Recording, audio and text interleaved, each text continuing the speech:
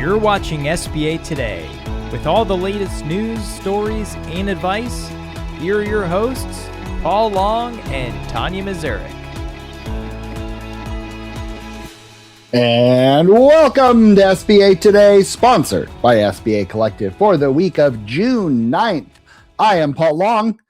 And I'm Tonya Mazurek. And today we are going to talk about ... AI first. That's true. Now, this is really important because we talked about AI last week, and which, by the way, a lot of you reached out to get my code, which I'll totally give out free. Just shoot me a message on LinkedIn. I enjoy talking with our listeners, and it's super nice. So, and it helps everybody. So, but again, I want to reiterate that AI, you really need to check. You need to check yourself, right? So I want to share with you the power of AI and how you really need to be careful. And hopefully many of you are watching on YouTube to watch this. So Madison, go ahead and show our first image. So here is Tonya Mazurek. You didn't show me this. And it's very professional photo, right? AI, pretty impressive. I don't know, maybe you should send this to City and Trust Bank and see if they're hiring. But hey, I thought that was pretty good. AI. So, okay, AI did well. Let's go ahead and go to the next one. Yeah, look at that. And then the next one, we get a little more creative. So we have Tonya checking out with a banana at the store. We have her working on a crafting project. We have Tonya golfing with a toaster. If that doesn't tell you a lot about AI, I'm not sure what does. And Tonya eating soup with a fork, a massive fork. So you can tell that AI does a pretty good job of it does what I ask it to do, but it's got its little quirks. And finally, next one. Oh, Lord. We have Tonya's wedding photo of her of a stud that I found on AI. So, and it's and so there we go. So again, the power of AI. I apologize for Paul, right? Whoever this person is that's walking me down the aisle. Right. Yeah. So, hey, again, it's the power of AI. So I'm pretty impressed with that. Now, I will say that I don't know why, and this just came to my head, but if you put back that picture, Madison. Oh, you can totally take down that picture, Madison. Doesn't that person in the background who's clapping look like somebody? Whom? If you're in the SBA industry, you know Chris Hearn. It kind of looks like Chris Hearn. I just noticed that. Hey, Chris, apparently you're at Tonya's wedding. So apparently you're at the wedding. I didn't know I had. Did I enjoy it? Was it a good one? I don't know, but you got a stud. Anyway, again, it's the power of AI. Watch on YouTube, and if you're listening to audio, none of this makes sense. So, Tonya, let's go into the 10 million. What it does make sense is that means you got to come watch this stuff because he loves to do this to me. All I saw on our notes is update on AI. That's what Paul sends me. So I thought he was going to talk all about his AI stuff. Why should I tell you about things I got cooking? Just wait, buddy. Just you wait. Anyway. All right. So reminder, guys, the 10 million combined 7A and 504 limit takes effect July 4th. Originally, it was announced on May 18th, 2026. So just a couple of weeks ago.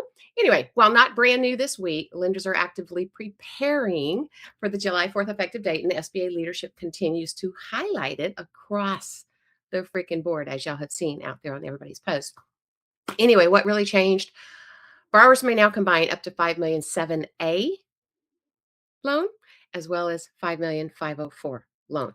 We've got more around that, but highest cumulative SBA financing limit in agency history. They really wanted y'all to know that. And why is trending this week? Lenders finalizing deal structures and borrower outreach, particularly impactful for manufacturing, logistics, and owner-occupied CRE. And now, Paul, let's talk about so we were just kind of chatting about this before we jumped on air. We were. I think what you're going to start seeing is, again, more people maximizing the 504, which is great for the customer. Absolutely great program. And then you're going to see just the airball deals of a business acquisition on the 7A. And I just think this is a great, in my opinion, it's actually a phenomenal way to eventually maybe get to the 10 million 7A. This is the best hybrid approach that you can go on this. And keep in mind, there's no new rules. It's not like this went through the House and the Senate and was blessed. It's understanding your rules, right? And just making it clear. So I think it's great. I think we're going to help more people. I'd love to see, though, when this comes out on July 4th, what some of the transactions, and if we see an uptick in transactions during that time. Well, and then the transactions, but again, I still say, I hear what they're doing. I get the cumulative. Okay, fine. There's more. It helps a little bit more with risk, but there's still freaking risk in all of these deals, guys. And it's still a freaking credit department that needs to want to extend that much credit to one borrower. And I think that's what I'm waiting to see is how it affects. Do you know what I mean? How it affects others. Anyway. True. And time will tell.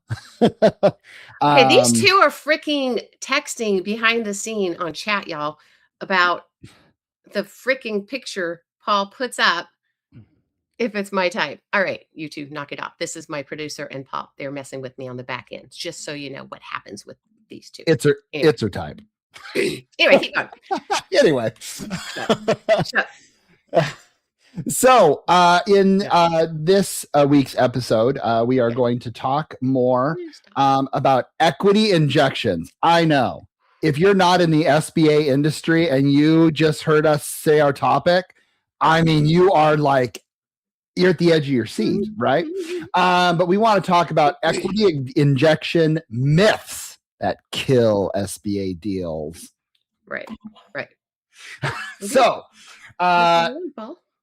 myth number 1, seller financing counts as equity. Okay. Well, the reality is seller notes do not fully count as equity only when it's on standby. Either it's on interest only and you've achieved the 10% mark. And, the SBA still really wants to make sure that you have skin in the game, right? We want to make sure that you as a borrower are injecting the capital and that we're not just shifting risk. Because if you put in no money, and this is the Paul Long credit philosophy, and that is if you put in no money and the business goes south, what's in it for you when we're the one taking 90% of the risk? Like, that's not fair. Wow. And there's a few things, and I know how borrowers think about this. I had a conversation with a borrower actually in the last couple of days regarding, or a business owner, let's say. And this isn't on our notes, but I think one of the myths in there has to do with the borrower seems to think that because there's an SBA guarantee that's backing the bank, that means it's either the SBA's money, right? It's the SBA's money that's being lent out. It's not. It's our credit. It's the bank's money, and they don't get it. My money.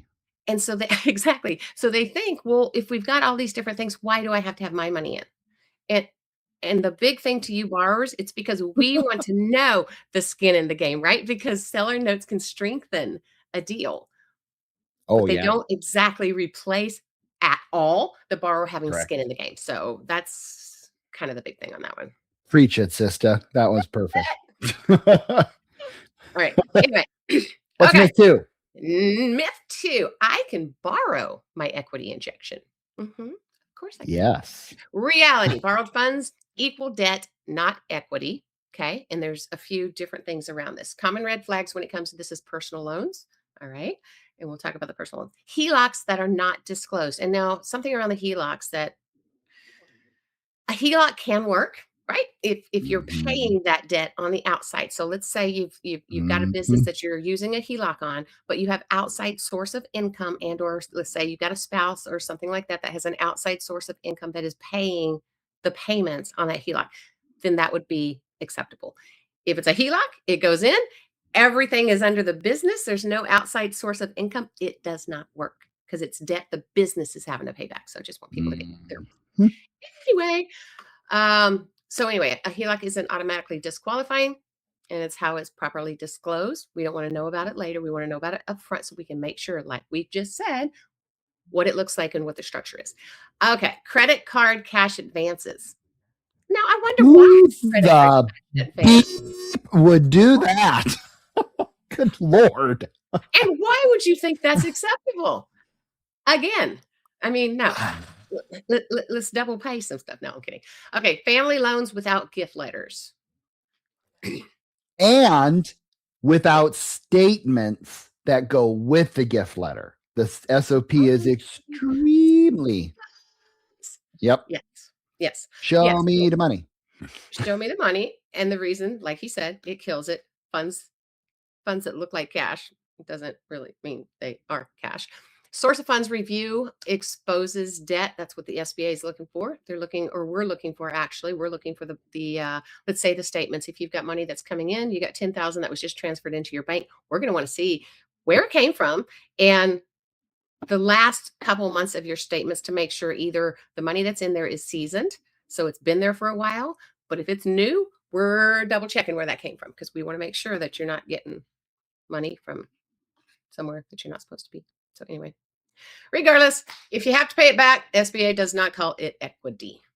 And if you, and from a credit risk standpoint, every time I see that, I immediately cringe because you better have one rich spouse or you have a secondary income that's just Amazon or something. Because it's just, yeah. Ooh. Yeah. Myth number 3. Interesting. Well, sweat equity should count. Reality, SBA doesn't care. SBA does not recognize sweat equity. That's called doing your job. I have sweat equity in what I do every day with my employer. That does not mean I own part of the credit union. Okay. I don't know. I feel like it. Time, experience, or effort does not equal a capital, right? There is an exception. Yeah, we like it. We require it, but that's just a gold star. Good job.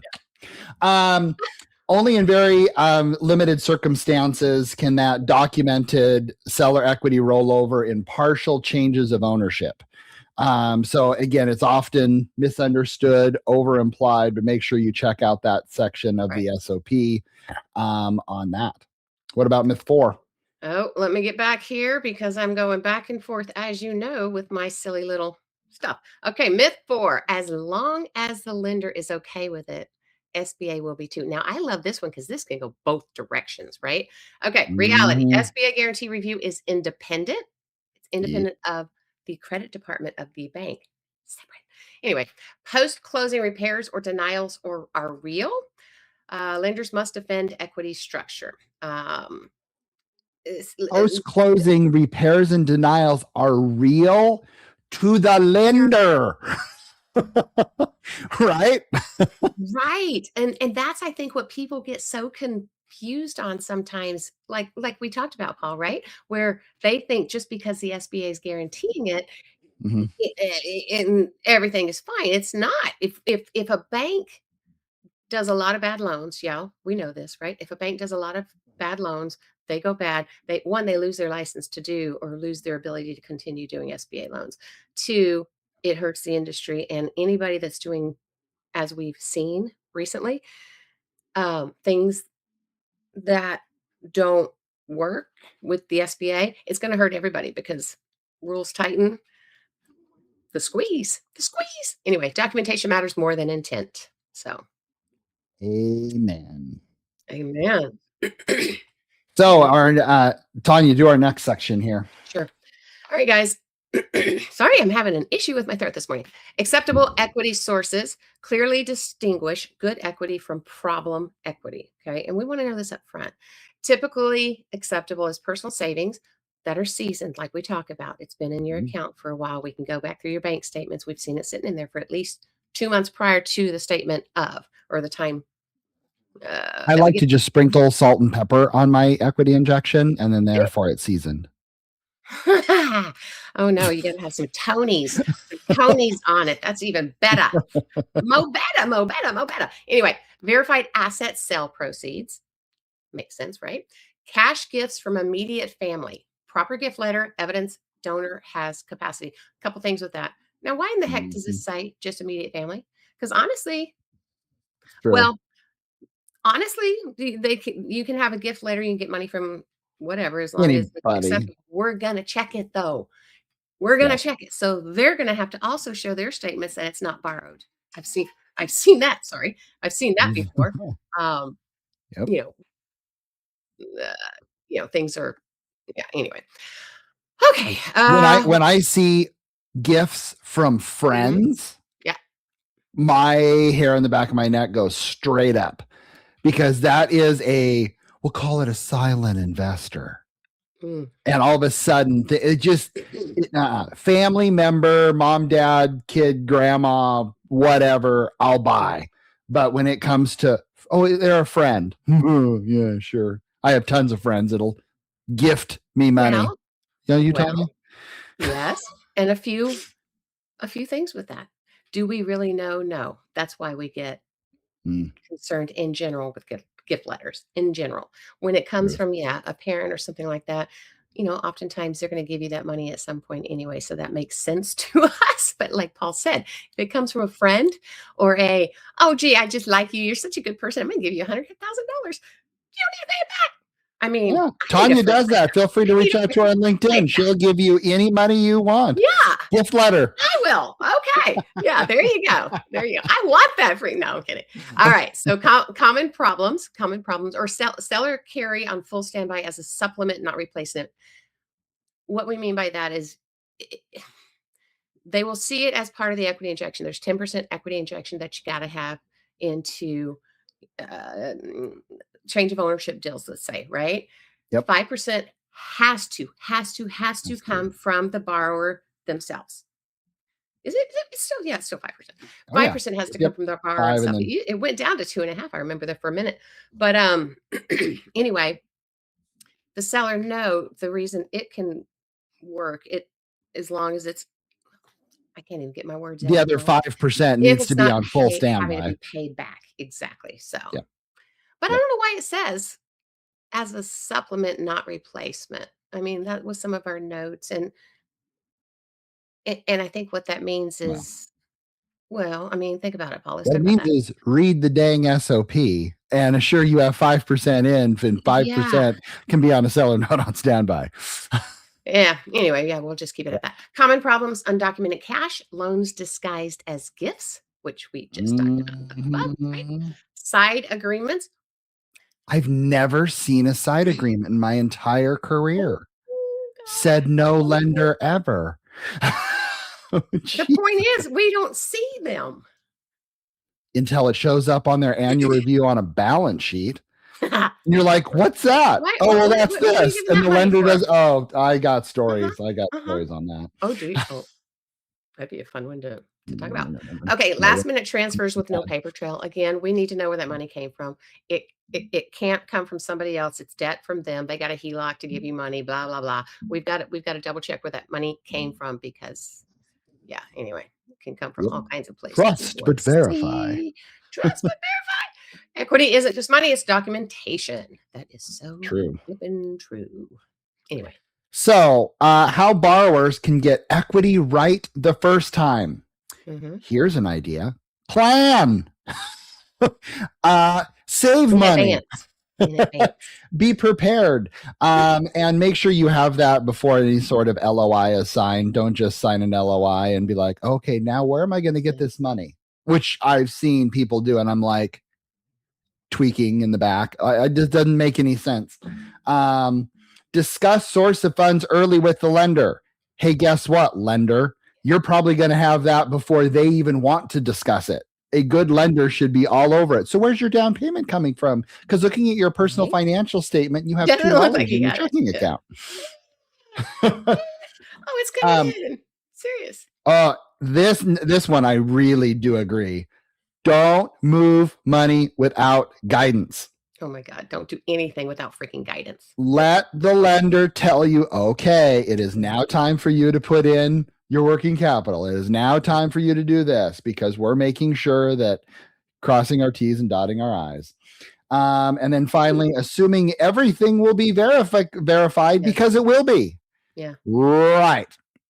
I know I've seen, oh man, maybe we should spend an episode on this because there is a lot of different bombs that I've seen. Cash-based businesses, the cash-based businesses. Think about this and what they do with that cash. Oftentimes, it can't come from underneath your mattress, people. It just can't.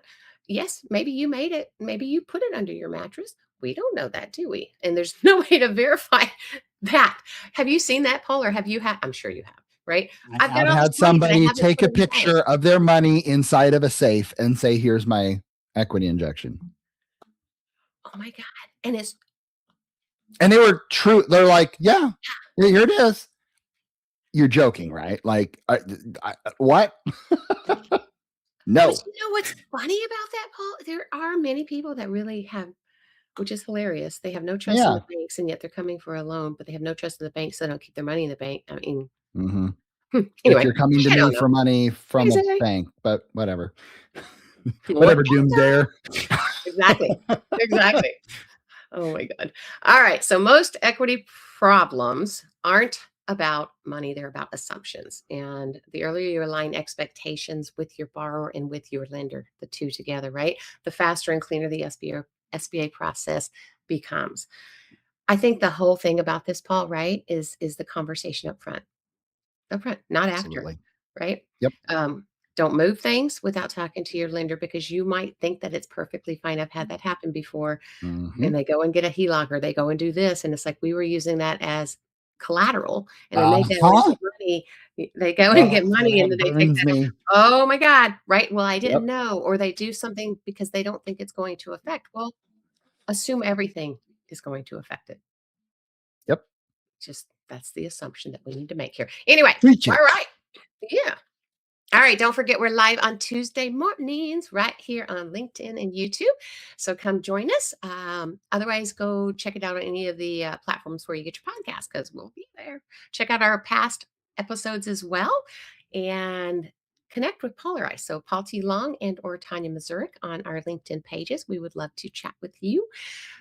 If you like what we do, share and let us know. Just give us a thumbs up because we love to hear it and know that. And if you don't, why are you listening? Well, no, if you don't, also reach out and tell us how we can do it. Reach out. Okay, fine. Who can tell, right? All right. We recognize you guys have plenty that you could be doing right now with your time. Thank you for spending it with us, and we will see you next week. See you later. Yeah, see ya.